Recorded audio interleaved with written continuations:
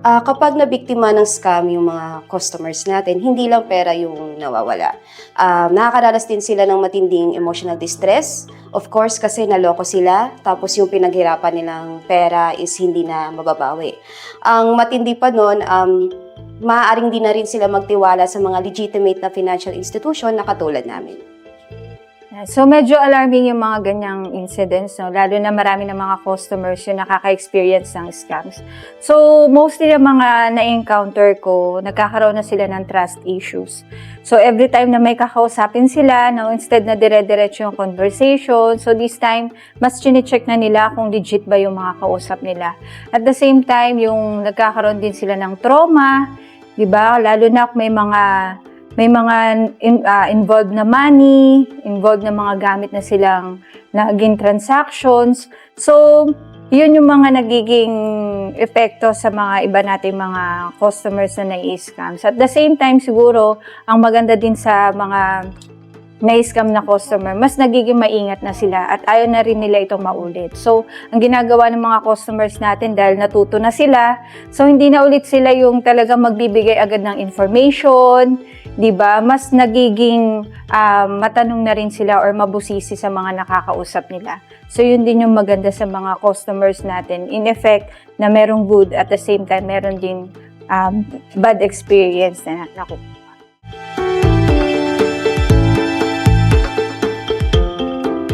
So sa mga customers or mga kliyente, kailangan mabusisi kayo sa kailangan nyo ng research bago kayo pumasok sa isang transaction. May mga official website or may mga branches yung lalo sa mga financing, may mga customer service tsaka branches. So kailangan i-check nyo munang mabuti para iwas scam. So una yung website, customer service, tsaka yung physical branch ng itatransact nyo, dapat ma-check nyo mabuti. So currently, yung SAFC po are very committed na tulungan yung mga tao, and by raising awareness po, ginagamit po namin yung website and social media namin para po sa mga information na dapat po nilang lalahanin and yung mga bagay po na dapat po nilang iwasan. And by reading all the terms and conditions, disclaimers, I believe that it can really help them avoid falling victims to scam. Unang-una, dapat maging alerto. Kasi hindi natin alam kung kailan darating yung mga scammer eh. Kalawa, mag-ingat. Huwag nating basta-basta ibigay yung mga personal na impormasyon sa mga taong bago lang natin nakilala. At ikatlo, manigurado.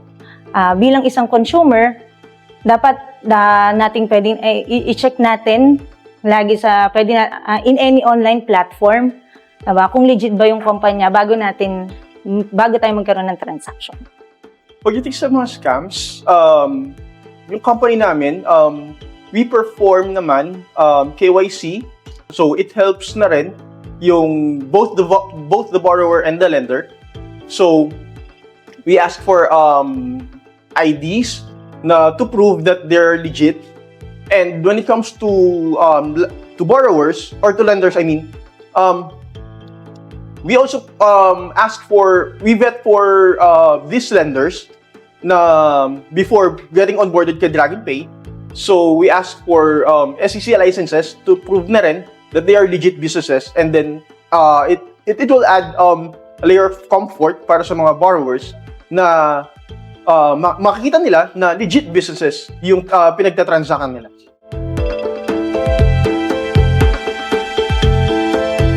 First is collaboration. Magkaroon ng alyansa yung mga financing industry na magkaroon ng data or shared data para maiwasan yung mga scammer. Second is common report system. Magkaroon ng centralized report yung mga financing industry na mag-share ng kanilang mga data para for effective and efficient investigation. Una-una, syempre, dapat yung buong company is aware kung ano ba yung mga dapat gumagawa ng report na para dun sa scammers. Especially, dapat aware sila, meron sila mga activities like nagpo-post sila sa online platforms na ito yung mga limitasyon para dun sa mga tawag nating lumalabas na scammers. Kasi unang-una, kailangan protektahan yan by using yung more on advertisement na itong klaseng ganitong mga tao or na-involved sa mga ganitong sitwasyon is naiiwasan agad. So, kailangan magtulong-tulong ang mga bawat company at ahensya para mahinto itong ganitong klaseng scam. Paano natin ipiprevent yung mga ganitong scams or mga fraud? Actually, maraming bagong cases ng mga social engineering these days. And then, ang ginagawa natin is nagpo-provide tayo lagi ng mga social awarenesses sa mga borrowers and even sa lenders sa mga via social media platforms like Facebook, Instagram. So, nagpo-post tayo from time to time para makita nila yung mga bagong cases, and then gaya nga nung event na to, it says hashtag wag magpaloko. So, yun, it's also one way of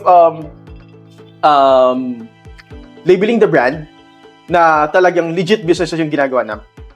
So, for that, I think campaigns such as this is very helpful by sharing experiences ng companies na yung nararanasan nilang instances na meron nangyayaring scam. Although, right now sa SAFC naman, hindi naman po ganun karampant yung mga cases of scam, but we believe na by continuously preparing and by raising awareness po talaga sa mga customer, that it can help both company and consumers. So, we are actively participating in campaigns like this.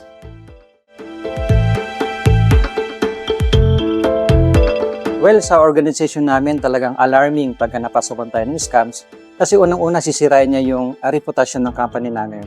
Pangalawa, napaka-powerful ngayon ang social media para sirain yung company na ekonomiya namin. Kaya talagang on our part talagang kailangan talagang mag-ingat para hindi mapasokan ng scams. Talagang apektado ang mga financing at lending companies. Lalo na sa panahon ngayon, karamihan ng mga scammers, ang dali na sa kanila gumawa ng mga fake and fabricated documents, katulad ng mga DTI documents, salary payslips, at mga IDs, uniforms. At pumupunta sila sa mga applicants and borrowers para humingi ng nag-apply, kung sa mga nag-apply ng loans, para makapag-solicit sila ng processing fees at application fees. At dahil dito, pati reputation ng companies ang nagsasacrifice.